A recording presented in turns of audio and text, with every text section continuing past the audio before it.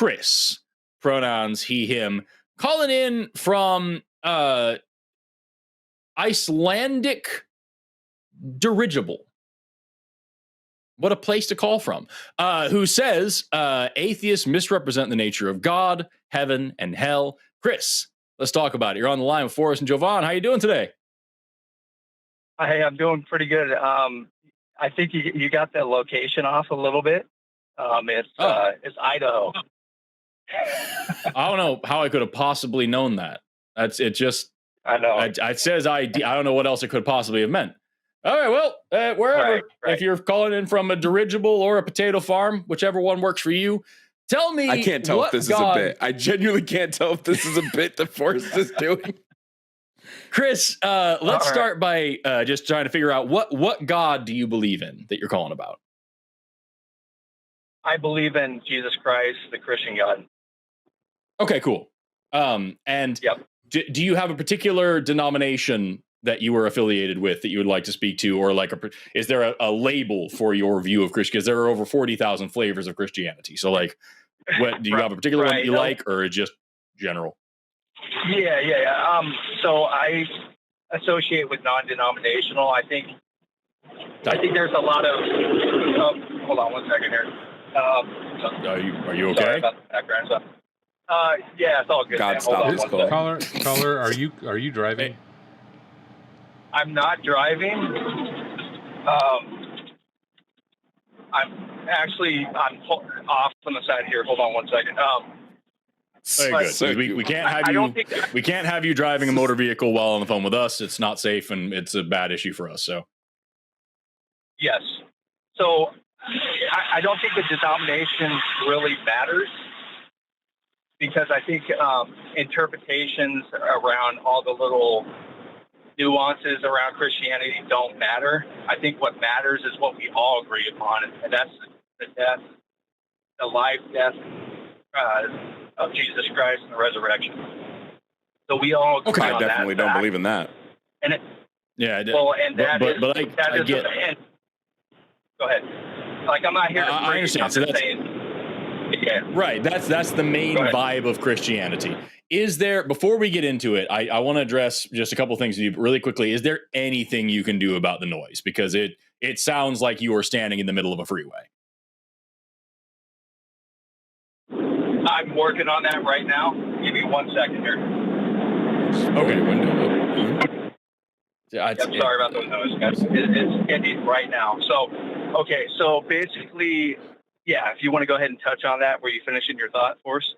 No, it's okay. I think that's fine. We can leave that there for the time being, because I want to talk about your actual point. So when you say atheists misrepresent the nature of God, heaven, and hell, are you speaking to any particular atheists? Like, do you have like do you want to flesh that point out so I can understand where you're coming from? Because there's a chance you're talking about the way that specifically Jovan and I talk about it, or the way somebody else talks about it. Just what do you mean? Well, I think it's the general attitude toward Christianity. So I think what I see is I see a pattern of, certain thinking and certain ways that, Christianity is skewed, and there's this, I don't think that it's being represented in the way that it actually is in reality. Are you talking about the way that Christians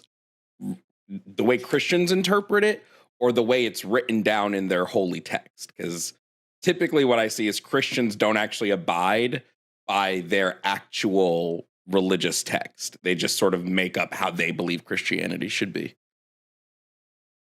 Yeah, I mean, well, I think what he was saying is, like, he was trying to get an idea of, like, the atheists, how, like, overall, like, certain atheists that have a different bias against Christians, and they're kind of like have a certain attitude for them. But I'm just saying, like, overall, it's the general attitude. Like, if, for instance, the situation with hell, it's like, your God is going to send me there and torture me forever. And it's like, I feel like that is an example of a misrepresentation of what's actually Jesus says that's going to happen. when you say misrepresentation, it sounds like what you actually mean is just not being framed in an overwhelmingly positive light. Because, like, if you say, if a Christian says, I don't know what you believe specifically. Like I said, there's lots of different kinds of Christianity, but like when a Christian tells me, you don't believe in God, so you are going to go to hell when you die and be tortured forever. And they frame that as this justice, this divine morality, and they see that as a very positive thing. And then when I say the same thing back to them and say, this fucking asshole is going to hurt me just because I don't like what he says and I don't think he's real, that's what a child would do. I'm saying the exact same thing they're saying it. I'm just adding the way that I'm seeing the same facts. And so it sounds like you're taking issue not with us misrepresenting Christianity. We're saying the same things that the Bible says and the same things that most Christians believe in our country, at least. But we're just not saying them positively. We're speaking to them truthfully from the angle that we're at, from a more objective and, yes, a little bit antagonistic stance. So is that really what your issue is? Or do you think that we're honestly missing something about Christianity? I want to point out too, Well, really, before you answer, Chris, real quick. I want to just point out. Yeah, go ahead. Before we get too far away from it, you said that, like, well, hell isn't this physical place that you're going to go, but like, yes, it is. The Bible Jesus literally describes it in the Bible as a physical place that you get sent. So I just want to point out that when you say that like atheists are misrepresenting, it doesn't really seem to be misrepresenting if we're just saying this is what the text tells you. Well, I know, but it's like the way that he just, Forrest had referred to a Christian talking to him and saying, kind of like an attitude like, oh, if you don't believe this, or, you're going to go to hell, it's like they're holding a gun to your head. You're either going to choose your religion. It does hold a gun to people's head. Yes. That's what the religion does. That's what I'm talking about. That's the misrepresentation of what I'm talking about. How is that misrepresentation if that is the text? God is not holding a gun to your head. Yes, he is. Okay. So that's default the text, position when you're check this out. Like the default position when you're born into this world is you have to realize that, and I think it's like a lot of people don't realize this, but they minimize their sin. So if you minimize your sin, you're obviously going to feel like, well, it's completely okay, like for me to get angry. So if you don't acknowledge that aspect of it, then you are going to look at God that way. But if you actually I'm sorry, Chris, I don't mean to cut you off, but like there's so many things you're saying right now that are fundamentally like, I think you're missing where we're coming from. And that may be where the hang up here is. Like you're talking about minimizing sin. I don't believe in sin because the concept of sin is going against the will of God. And I don't believe in a God, and I don't like the God on offer. I would never worship the Christian God or follow the Christian God if it was real. So like sin means nothing to me.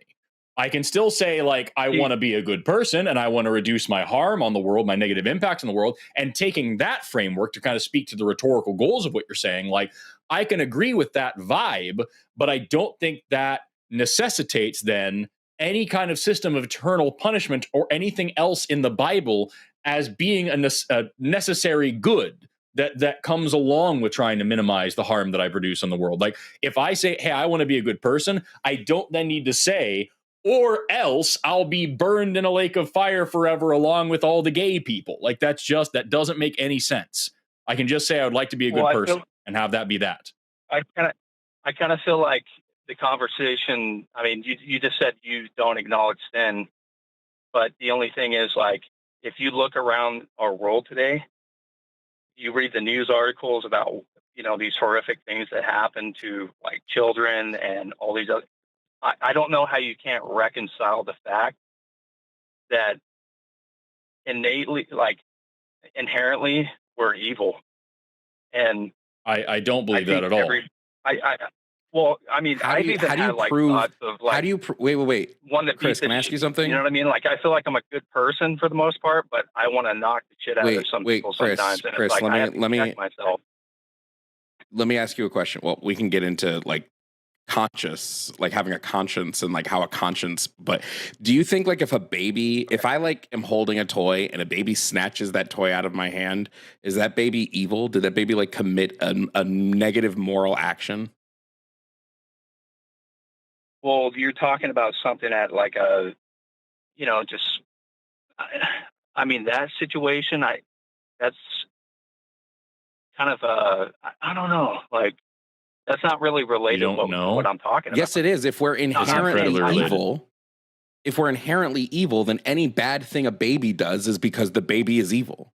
The baby is inherently evil. Do you believe Well, babies to be inherently I think evil? what's happening there by that action is it's just like it's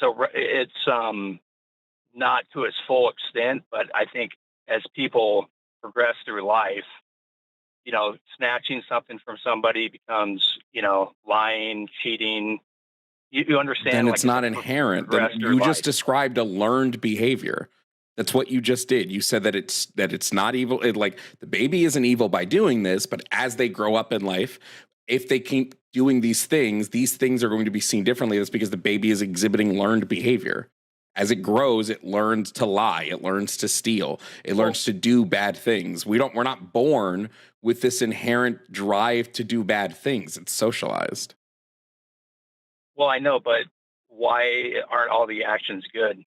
Why is there lying, cheating? Why do we go in that direction? Well, lying's not always Lots bad. of Cheating's reasons. not always bad. Yeah, there's Well, lots of I mean, reasons, but like depending everything on is the contextual. circumstances. Yeah. But at the end of the day, Chris, like we can study like sociology and psychology and history and learn why people do bad things. And there's a lot of reasons. Usually it's because of a worldview issue. It's because they're taught some horrible shit. They are taught to believe some horrible shit. They're taught to see other people as less than themselves. They're taught to see their actions as justifiable because of some bigger purpose that they believe in that may or may not be real. There's lots and lots of reasons for those things. All of that speak to humans just being a social species with complex psychology and complex motivations. None of that speaks to the inherent evil of people. It just means that you're born ready to learn about the world around you. And if you're taught to be a piece of shit, you'll be a piece of shit. Okay.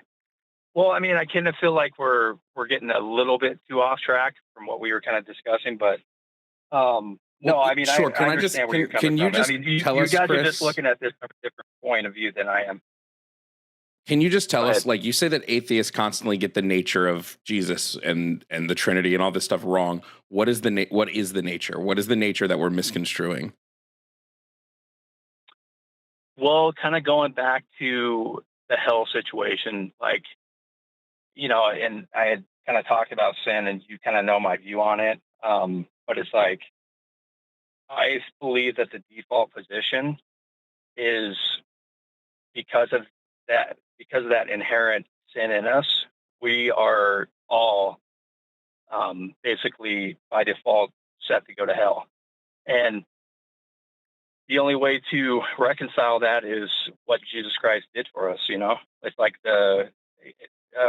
one of the situations in the Bible, in the Old Testament, the angel of death came over the for the Israelites and took the firstborn. I mean, I know that circumstance, most people would say that's not moral, but that's I just feel like that is a perfect representation of the situation. It's like you're either in with Jesus Christ or you die and you're not. And unfortunately, So let's just flesh this the out other for just a second. alternative is not a good one. You know what I mean? So Go ahead. let's just flesh described a this out for a gang. second.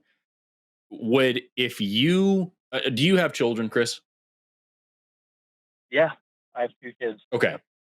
What would your children have to do for you to want to really genuinely seriously hurt them?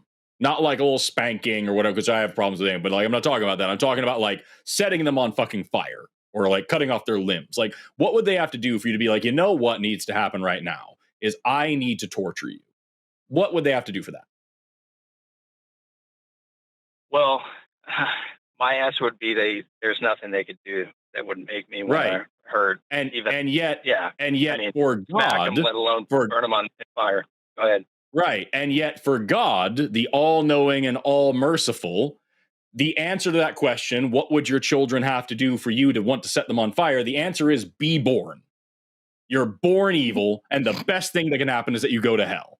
And only if you come to me and ask for forgiveness and let me in your heart and all these whatevers, then I will give you the grace of allowing you to live as a slave for the rest of eternity in heaven. How are you going to sit here and tell us that this is the default moral position when not only do we have no reason to believe any of these things are real, but certainly no reason to think that any of these things are good? Well, I mean, the way that I would kind of reconcile that in my head would be, obviously acknowledging the fact that, okay, let me turn that situation back around to you. If you have a son who, Mm-hmm. You're obviously close to initially, he wanders off and starts partying and, just doing all these immoral things and disrespects your name and has nothing to do with you and is just in complete. Isn't it a little bit easier to be like, hey, we're going to cut ties, like to estrange yourself from him? Why did you let your son get there in the first place? So here's here's the I- thing. Just context here.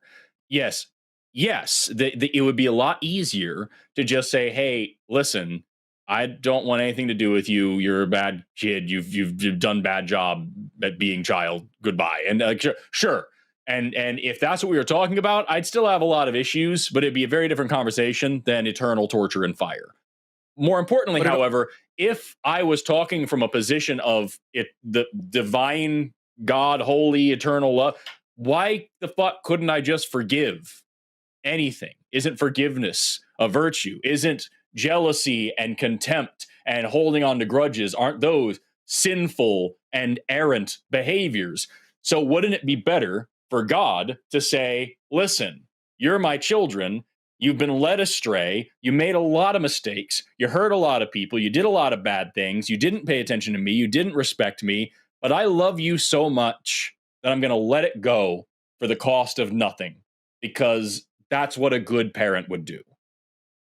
Why is there an ultimatum of, if you are mean to me and you hurt my feelings, I'm going to hurt you? Jovan, what are you saying? It's also just like a really weird, like you're painting God as an absent father. Like that's the fault of God. If God wants us to believe in him and doesn't want us to go out and sin, why doesn't he come and tell me that? Why doesn't he show up to the entire world and be like, hey guys, don't sin. I hate when you do that. Instead, it's like, well, I'm going to let them sin. And when they do stuff that I don't like, then I'm going to punish them. Like you can't imagine your dad leaves when you're 2 and then shows back up when you're 17 and is like, I raised you better than this. No, you didn't. You didn't raise shit. Okay, but I can also throw a parallel and just say everybody wants their own privacy. Everybody wants to live their own life. We're already in your parallel. Why do we need another parallel? That is such a cop out. No. Chris. You have to see. Do you want your own privacy, and does your desire for your own privacy supersede the fundamental needs of your children? Are we saying God wants his privacy, or we want? That's what I thought he was saying. No. I think the divine hiddenness that you're referring to is actually something a noble deity would do and allow us to make our own decisions. God used to show himself to everybody and their mother. What do you mean? Now all of a sudden he's shy? He used to be burning bushes. He used to be what?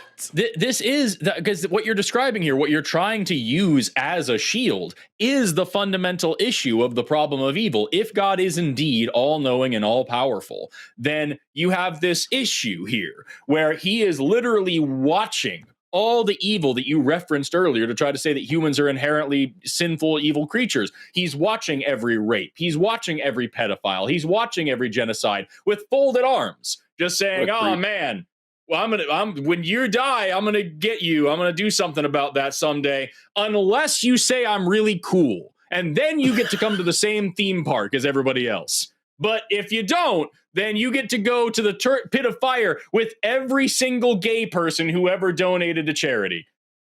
Which, by the way, I want to reiterate, Jesus absolutely says hell is a physical place that God will send people in the Bible.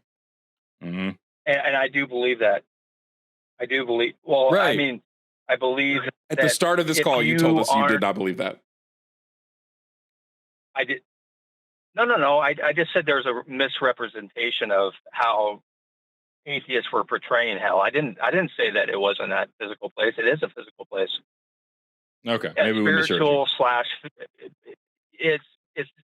I think hell is a separate dimension. It's like the upside down. Those are words. It's fine. Yeah. It's fine. Yeah, we don't have to go into the specifics, but I believe it's a spiritual / physical dimension that, if you don't align with Jesus Christ, then unfortunately that's the situation. It's like, why is Jesus vain? I know where you guys like, are why is vanity in his nature? Vanity? Yes, vanity. You can do anything you want. You can commit as many sins as you want, but if you end up believing me at the end of the day, you're good to go, baby girl. That's vanity. That's absolutely. Well, no. If you don't accept me, if you don't accept me, if you don't call me the king above all kings, then I will torture you. But no matter what kind of person you are, if you suck my dick hard enough, you get into heaven. That is the teaching of Jesus. Now, hold on. That's what I'm talking about right there. Dude, it's more than that. Like, one example of divine hiddenness is when Christ was on the boat and he fell asleep, right? And everybody's freaking out. Hey, we're about to die. That, I feel like that was okay. So the way that we see God's character is through Christ. So that was an example of him withdrawing himself from everybody on the boat. And, he's still there. And then they're like, hey, what's going on? So there's certain things, because God is just, he's holy. He's not like us. And I think that's something we tend to do is we think about him in a humanistic way, and he's not human because he acts that way. God is so petty that some people stopped believing in him. So he told the Israelites to genocide them. What if God doesn't want to be compared to us? Don't act like us. But I want to. This might seem like a weird little off thing, but like, have you ever noticed, Forrest, that when you read the Bible, it reads like somebody who's coming up with this shit on the fly? Because I wanted to be reminded of the story of Jesus on the boat with the storm, and reading it is like Jesus left the crowd. They took him along just as he was in the boat. There were also other boats with him. I feel like it's like it reads like somebody who's literally coming up with it. Anyway, it's exactly what you would expect from a copy of a copy of a copy of a copy of a bunch of fucking Iron Age folktales. But like, here's the thing, Chris, that what you're talking about here, you're saying God is so above us and not human. Is jealousy a noble attribute that is like a hallmark of like a divine creator? Well, see, that's the thing is I think there's like righteous anger. There's I asked about jealousy. Ideal. Well, that's what I'm saying is like everything that we experience on earth, like the hatred and all these other things, and no, not hatred. That's always bad. That I asked about jealousy and things like that. Well, yeah, but I'm just saying that can be sometimes maybe a positive thing. And jealousy. So you're saying circumstances. You're saying that jealousy and envy can be positive things that are the hallmark of a perfect creator. I'm saying that there may be an ideal way that we're not seeing that it's meant to be. I can't really articulate exactly what I'm trying to. Well, I'm trying to ask you here. But God is perfect, right? God is this infinitely wise, infinitely just, infinitely brilliant, whatever else.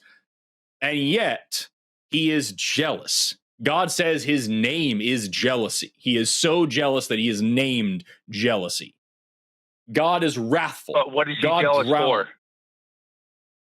For anybody who worships any other gods. He calls himself so jealous. Not saying like I fear for their safety or I don't want them to be. He says this hurts my ego. I am jealous. He is prideful.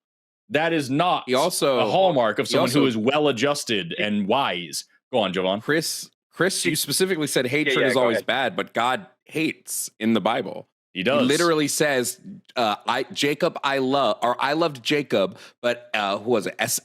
Esau, I hated. He literally says, I hated a person, Esau. So, like, if hatred is always bad, then God is bad. He also says that he regrets making humans that could be a couple probably of times. translated righteous anger. Go ahead. But that's the thing. God is jealous. God is envious. God is prideful. God is hateful. God is wrathful. God is cruel. God is at no point in this Bible is God ever depicted as anything but human. In his appetites, in his anger, in his emotions, in his inability to control himself. God sets a tree on fire, or no, he doesn't set it on fire. Pardon me. He destroys it by withering it with magic because it isn't producing fruit for him out of season when he wants it. God murders millions of babies because he had a bunch of bears maul some kids because they called the dude bald. Because they called the guy bald that he liked. He called his, and he, like, at one point, God kills, like you even brought up, all the firstborn children of Egypt, just children who had nothing to do with the situation that God was ultimately responsible for anyway. Those children are murdered. And you know what? Those children all ended up in hell because they were Egyptian children worshiping Egyptian gods. So because they were born to the wrong parents, that was their sin. They were born to the wrong family and taught the wrong religion. They were murdered in the night by an angel God sent to destroy them and tossed into the lake of fire for the rest of eternity. All because God wanted to swing his dick around and show his great power to the Pharaoh, who he already forced to keep slaves. Like, I'm sorry. The Bible itself says something very different than what you're trying to tell us. And if you're going to sit here and say with a straight face that there is a good reason for all of us to be tortured and for all of us to be so wrongly judged by a monster whose sins far outweigh our own, I simply can't take you seriously. I think that you're just buying into some bullshit indoctrination and not thinking critically about what you're actually saying. And then you're framing that lack of critical thinking as the accurate interpretation of an Iron Age sex manual. Okay. Well, I mean, you're completely entitled to that opinion. I'll tell you what. I mean, obviously, I need to do a little bit more reading in the Old Testament to kind of see what you're referencing, in these situations. To kind of get. I can tell you right now what I'm referencing. I can tell you right now what I'm referencing. I can tell you about where God actually uses human sacrifice, not just once, but twice, to satisfy his ego. I can tell you where God slaughters children. Go back, Forrest. Go back to the very beginning of the Old Testament where God literally punishes us for something he lied about. He punishes us for a goddamn lie, bro. God tells the first lie in the universe and then punishes people for doing something that they did not even know was wrong. When Jovan gave the example of a baby acting like a baby, God not only would say that baby is evil for being a baby, he would punish that baby and their descendants for the rest of time for it. That's literally exactly what he did in the Bible. He took two people who were literally born yesterday and judged them for not knowing good and evil before they had the knowledge of good and evil, and then not only punished them, but punished every single human for the rest of time, especially women. That is some North Korea bullshit, dude. And that's not us misrepresenting it. That is us reading and reporting on the actual text. I mean, I know what you're talking about with original sin, and I mean, I've kind of tried to think through certain situations on that, but it's like, but still, there, you're still shifting I mean, the thing is, you said that they were just created. I think they were. I mean, the time that they were alive, I think there was a period of time that they were, um, you know, but regardless, they understood that if they were to eat the fruit, that they would die. So there And they was didn't. you're kind of No, yeah. they didn't. I mean, you're kind of shifting it off. The Bible says How, they how didn't. so? They didn't die. Where's Didn't that? Adam live to be like 300 or something? Some weird shit like that. The thing is, God tells the first lie in the universe. God says, if you eat from this tree, you will die this very same day. You will die immediately. All the 930 serpent years, says, by the way. yes, the serpent says, no, you won't. That's all that happened. The entire lecture, the entire thing that the sermon says, the whole evil trickery of the serpent is he tells the truth. He says, you will not die if you eat this. And then they eat it. And guess what? They don't fucking die. They live for 1,000 years. All while Okay, getting to but watch their kids bone. He was obviously talking about And also spiritual death. almost certainly boning their kids because they had 2 sons and then more humans happened. So like it's one of the many, many, many, many, many, many, many times that incest is glorified in the Bible. Okay. Well, I mean, I think, you're talking about the physical death, and I think God obviously values and our spiritual and the spiritual nature of everything. So I think that that's probably what he was referring to. Probably, maybe, but it doesn't say it, so it's just your interpretation. Wait, but even if that is the case, Adam and Eve, like it's widely believed by Christians that Adam and Eve are in heaven.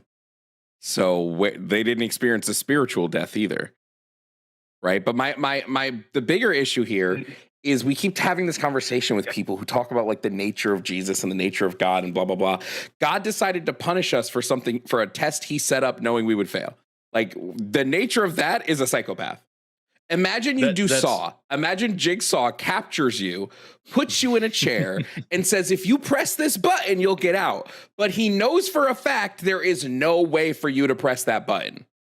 He made it impossible for you to. That's not a fair test.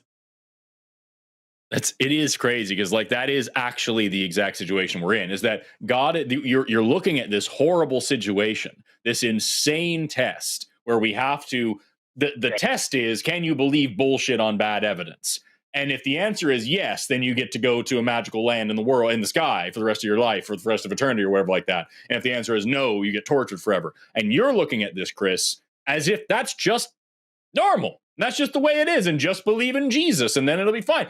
It is the same thing. I love the analogy of Jigsaw. It's somebody in the Saw movie just being like, "Well, fuck, man, if you didn't want to die, you should have just got your eyeball out." That's what you're supposed to do. We're all born with a key behind our eyeballs.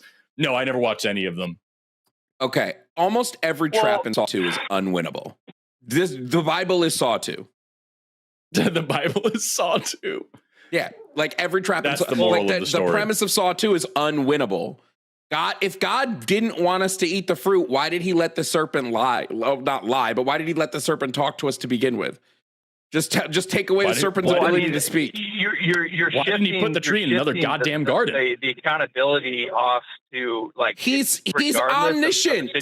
He's omniscient. He knew when he put the tree there that the serpent would at some point come up to Adam and Eve and be like, "Hey, yo, eat that shit." If he didn't, and us, I get it. He wants us to have free will, so he won't affect what we do. But he doesn't want the serpent to have. He doesn't give a shit if the serpent has free will. Why not just take away the serpent's ability to speak, and then problem solved, and snakes can keep their legs? I know, but okay. So it says that God is sovereign and everything happens according to His will. So what you're saying, according to the Bible, was in alignment with what God willed, and yes, He wants to torture us. Now that's an interesting statement. There, I don't think He wants. I mean, it's kind of a Calvinist type of view, but sure. No, you don't even have to be deterministic about it. God being it. Do you believe that? Do you believe that, Chris, that everything that happens is according to God's will? I do.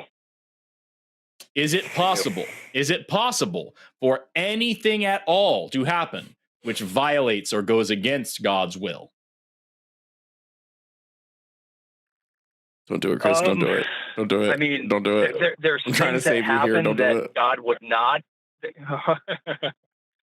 There's things that happen that are not. You know what? I know what you're trying to do here. I'm trying to save you from this one. I see a deer and I see headlights coming, and I'm like, get out of the road. And you're just like, but it's so pretty. Get out of the road, Chris.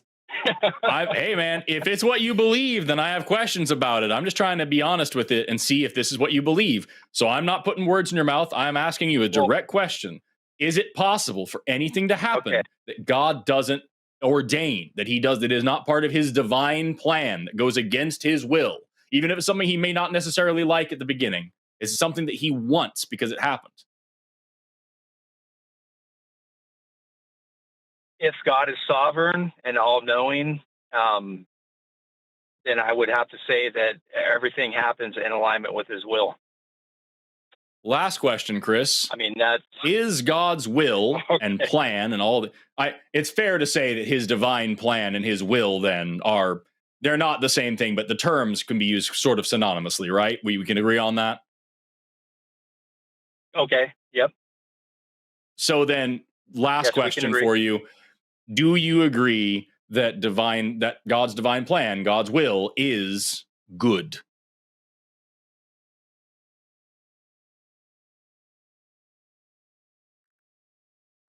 You couldn't hear me, but I was playing down the sinking of the ship. I see it coming. I saw it. Well, I hate the fact that people would have to spend hatred's always bad, Chris. Remember, hatred is always bad. Sorry. Don't you're gonna keep tap dancing around it and try to make it more comfortable. But the question is God's plan good? Yeah.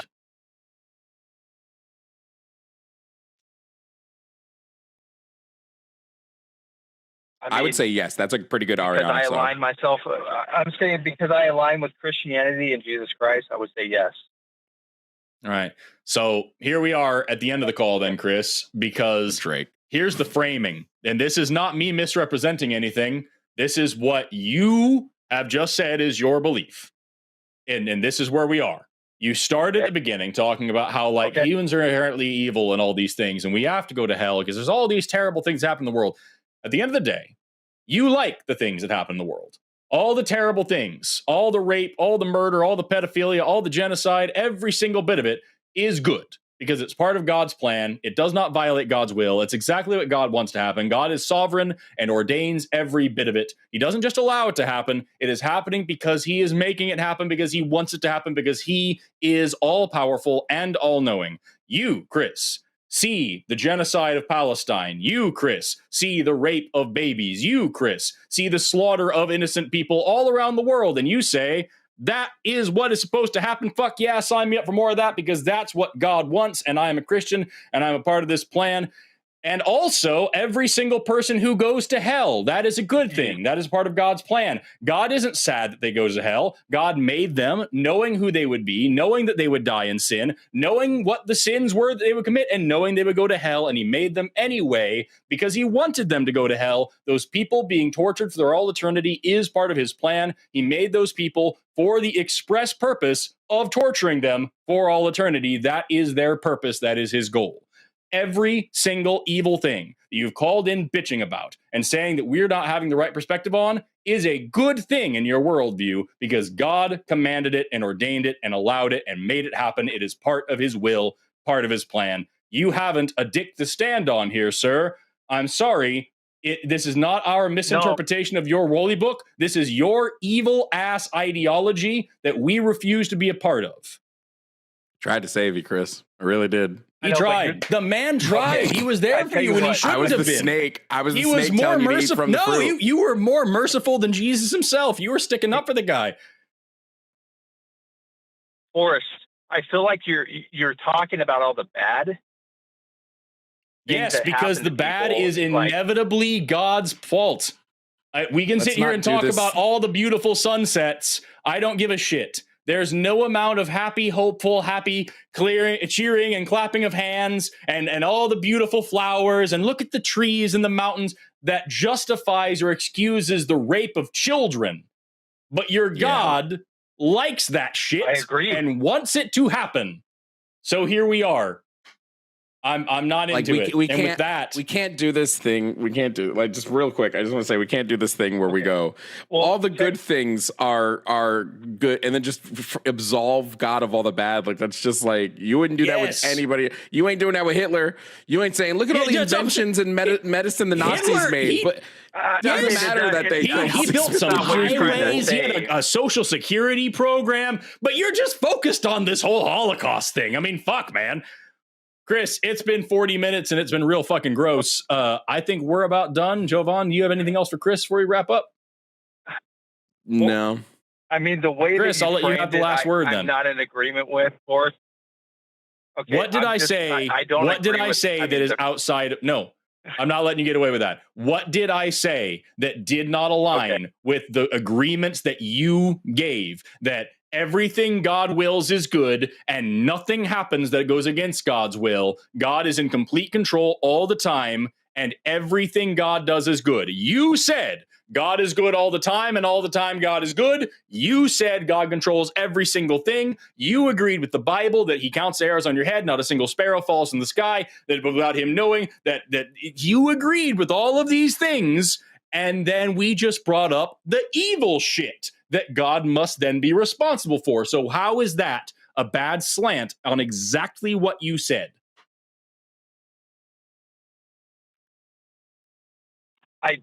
I mean, I just can't agree with what you're saying because I think it's a matter of the framing of how you're coming at me. This is the problem I have with.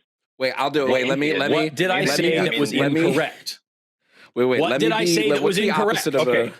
What's the opposite of an anger translator? I'm going to be that. I'm going to be the opposite of Luther, the anger translator.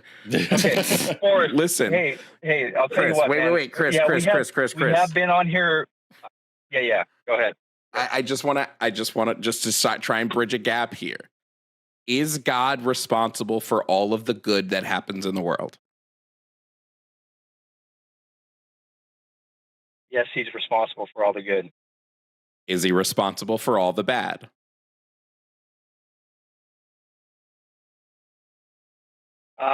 Well, I mean, I'm saying that there's free will. He doesn't have any control over what people. All right. Come on. Grow a spine, man. Say the thing. Chris, I am begging you, don't try to fucking make this more comfortable for yourself. The answer is yes. God, the Bible says that, and you just said that. So just be honest. Is God responsible for all the evil in the world? Yes or no? Just so you know, Chris, God in the Bible, in the Old Testament, says that he is responsible for all the bad. And you also said that a minute ago. So both you and the Bible say yes. We're just trying to get you to say it out loud. Let's TBD, okay? Let me take a break. Let's not pin this on me. LMNOP. I don't know what you're saying. I'll call you guys back. You probably have a Chris, TBD. Chris, I gotta tell you, go ahead. Right now, you have been. I want to just seriously. I want to thank you. You've been incredibly honest, and you've been a great, guest here. I appreciate you letting two hosts talk so much and answering our questions as best as you could answer them. It's been great. But I got to tell you right now, I'm giving you respect here. I am insulting what you're doing, but I want to say I'm not trying to be an asshole to you. It sounds like what just happened here is you just got backed into a corner where, because of your own admission, you now have to grapple with the fact that your God is ultimately responsible for all of the evil things that you are using to try to justify the evil shit that God does, like hell. And now that is no longer a thing that you can hold on to. Now that God is the arbiter of evil and the executioner as well, and the judge, he makes the evil, he judges the evil, he creates more evil, he judges that evil. Now that you're in this fucking box, it sounds like you're wanting to go fuck off and talk to somebody else about it. And I wish that you could just sit here in this discomfort for a second and just acknowledge the fact that what I am you sitting just in said discomfort is right now. but like we didn't mischaracterize you. Do you agree? We didn't misrepresent you. We didn't frame anything negatively. We just said what you said back to you. We just said the other side of it. Okay, I mean, I understand where you guys are coming from, but what I need to do is I need to do some research. I need to figure out, a little bit more on the specific sovereignty of God, and I'll come back to you guys. And What's It happening right sounds now, like Chris, what Chris, you're I gonna just- do. maybe Wait.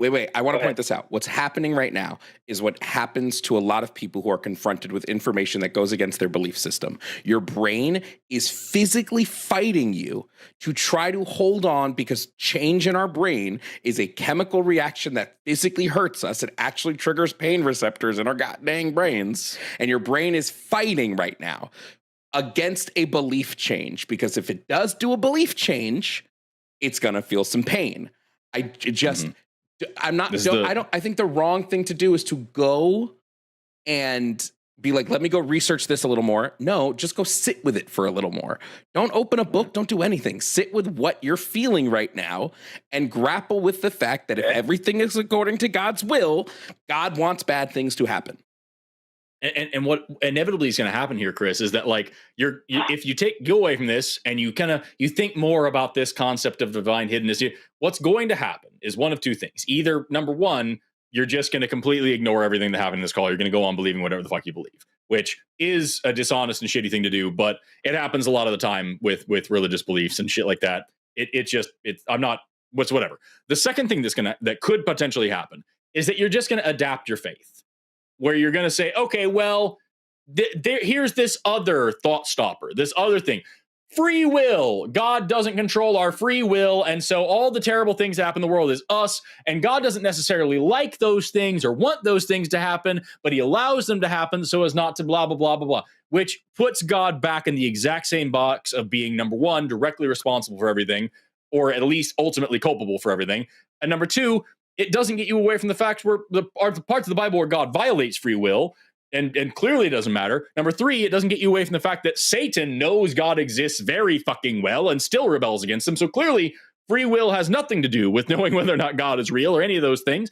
Like, you're not going to be able to grapple with those things, and you're going to call us back, and we're going to talk more about how this fucking sucks, and you're going to be in the same position. We're going to say, well, fuck. Either now I need to ignore that this show existed, or I need to adapt my faith further. And this right here, at the beginning of the call, I asked you what kind of Christian you were. That's why. This is why there are over 40,000 kinds of Christianity. Because every motherfucking time we talk to a Christian on this show that says some heinous shit about sin, about hell, about slavery, about whatever, and we address it and talk about it and do exactly what we did here. We recited your words back to you. We just said the other side of your theology that you didn't like, which is reasonable. It makes sense you wouldn't like it. We get another Christian caller who says, you misrepresented my fucking religion, and you're looking at things differently, and it's actually this way, because they've been in the same spot that you're in. They've done the same dance that you're doing right now. They've been as uncomfortable as you are right now, and they deconstructed a little bit further and then built that bullshit right back up with new dogma. And man, Chris, like I said, you have been really nice, and I don't want you to fucking do that. I don't want you to fucking just redesign the bullshit to make it more comfortable. I want you to sit with this discomfort and realize that it fucking sucks for a reason. It sucks because you're a good person and you're better Chris, than the God you call. believe in. And now you're fucking dealing with that for a second, man. Chris, please call Forrest back the next time he's live and have the exact same conversation. Like when you go back and listen to this and have the exact same arguments, because I just feel like that would be really funny. I'm going to lose it. I'm going to lose it if that happens. I agree with Forrest here. What's happening right now is your brain is deconstructing, and deconstructing religion is hard, especially if you have been a religious person for most of your life. And it's not, I don't think you have to go full non-religion, right? You can still be spiritual. You can still maybe say, hey, maybe there is a God. I just don't know what he's like.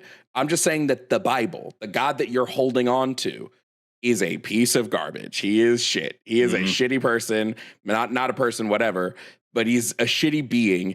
And quite honestly, to follow him is to believe in shitty things. So I hope you can break that habit. Be the change you want to see in the world, Chris. Yeah, definitely. Be the change you want to see in the Bible. Be the change you want to see in the. Be the God you want to see in the Bible. Yes, be better than Jesus. Go ahead, Chris. We've been talking for a while. What are you saying? Well, I mean, but there's really nothing. Yeah. You probably have other callers, but I'm saying like, but if you really look at the teachings of Christ, I mean, can you really point out one thing that was horrible that he taught? I will tell you. If you want to look at me and say, Jovan, I love the story of the sheep and the goats. Jesus in the sheep and the goats, I think is A1 day one. I'm a literal communist, and Jesus and the sheep and the goats goes, let's do communism, basically. Anything else, I'm just sort of like, okay. Yeah, the story of like, I think in Acts when it talks about like the first Christians who had like the perfect Christian society for a little while, and it was a communist society. It was everybody shared everything they had. Nobody wanted for anything because everybody freely supported each other. There was no need for like money and possessions and shit. Like, yeah, I'm a socialist, not a communist, but like, fuck, man. I'll get you over to my side. So we'll talk about it later. We have a call about it on the line waiting. But like that's same thing. You know, in what part of it? I think it was in Judges. I could be wrong. There's some part of the Bible where it talks about like it's giving more commandments, and God says that like if you have a field of crops, don't harvest some of them. Leave like I think it's like some small. I forgot what measurement they said, but leave some portion of these crops unharvested so that any poor person passing by can take free food. What a fucking Leviticus. Awesome story. It's Leviticus. The Levitical laws. The Levitical. Yes. Leviticus, by the way, Chris, where God also says go we can end on own some slaves. Note here. Right. And those things are great. All right. Those things are good. But then also Jesus also says own slaves. So like because Jesus never specifically says slavery is good. But yes, so the Bible is a pro-slavery book front to back, and God in the Old Testament, God very clearly says own slaves, and Jesus says later on, not a jot or a tittle of the law changes till all things come to pass. I come not to change the law but to fill it. I am the same God as I have always been, past, present, and future. I never change my mind. He says all that same shit that the God of the Old Testament says as well. So when God in Exodus and Leviticus said, own slaves, here's how to do it, here's how to beat them, here's how to pay for them, here's what you can do with them, all those things. When God said all that shit, Jesus also meant all that shit if you believe in like Trinitarianism and shit like that. But that's a whole other conversation for another time. Yeah. We could discuss that later, but cool guys. I appreciate your time. Good conversation. And Forrest, do you want to tell Chris about RFR again before he hangs up? Oh yeah, Chris. Fucking real talk. There's the thing called recovering from religion. Would we continue if you want to have these conversations in a less intense way as well? I would love to talk to you again though. So like, if you want to call back next time, either I or Jovan are on, sure, man. And we'll keep spitting at you. We would love to do it. Okay. Yeah, definitely, man. Yeah. Yep. Nice chat, guys. Take care of yourself, Chris. Be awesome. Okay. Do good things. Right. Be better than Jesus. See you later. All right, man. All right. There's two Jesuses. There's Christian Jesus, who I hate, and then there's commie Jesus, who I love. When Jesus says, you ain't taking none of this shit with you to heaven, give it all up. I'm like, yes, bro. And then he's like, believe in me and my Father. And I'm like, go back to whatever club you crawled out of. But there was the moment where it was like the best way to get into heaven, the most surefire way to get into heaven is to sell everything you own, give all the proceeds to the poor. Hell yeah.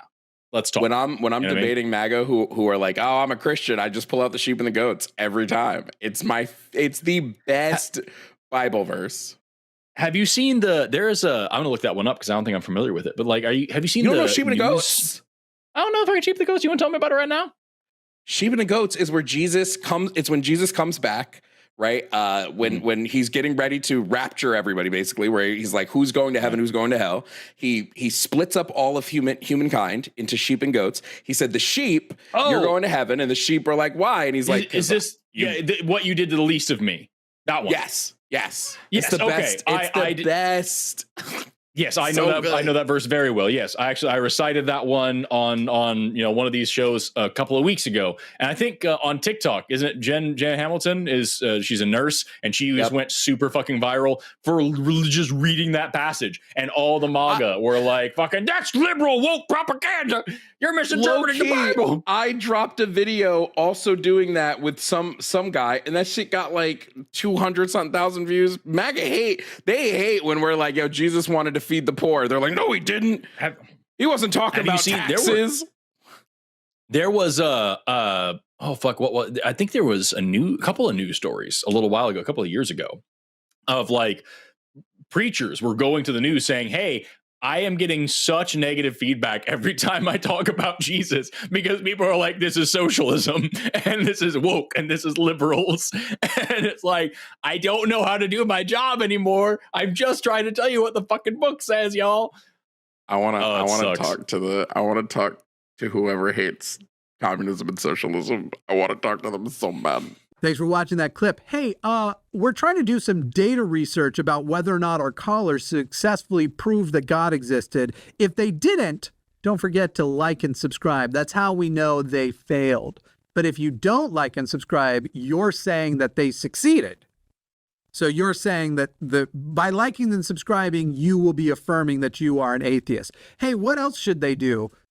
I don't know. Maybe go to patreon.com/calltheline and donate some of their hard-earned money. Like and subscribe.